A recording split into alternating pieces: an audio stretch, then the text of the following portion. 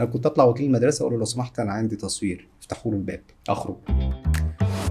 اقول لك حاجه يا هنادي، احنا كنا في تلفزيون الدور الاول من المبنى تحت ده اسمه قطاع برامج الاطفال والمنوعات تقريبا حاجه كده، فاحنا كان في انتاج للطفل بس، كان فيه اهتمام بالطفل. انتاج درامي وانتاج برامجي للاطفال بس. ما تلاقيش الكلام ده دلوقتي. كنا نلاقي حاجات زي كانوا في طفولتهم، تلاقي البرلمان الصغير. البرلمان الصغير بقى. اه لا لا لا، البرنامج ده أسطورة لوحده. اه طبعا تجربتك في البرلمان الصغير كانت تجربه عظيمه جدا. عظيمة. تتمنى يبقى فيه البرلمان الصغير النهارده؟ مش بالشكله، مش شكله زي ما مش هو شكله اكيد، طبعا، بس حاجة بس شبهه. هو الموضوع محتاج اهتمام بالطفل باي طريقه بقى، يعني ساعتها كان في توجه، فهي محتاجه توجه. ممكن تقول لهم فكرة البرلمان الصغير، فكرهم بيها. البرلمان الصغير كان محاكاه لمجلس النواب على تمام؟ أطفال. وكان سكريبتد، كنا بناخد الورق وبنقوله، يعني كنا بنحفظ بالصفحتين ثلاثه. تخيلي تقفي قدام الكاميرا وتقولي صفحتين ثلاثه. خلي بالك انا كنت عشان كده بقول لك انا يعني احنا اطفال جيلنا اتظلم، محظوظ، بس اتبهدل. محظوظ في حاجات. انا كان مثلا تيجي لي عربيه التصوير تاخدني من المدرسه في نص اليوم الدراسي ويفتحوا لي الباب عادي جدا. انا كنت اطلع وكيل المدرسه اقول له لو سمحت انا عندي تصوير، افتحوا له الباب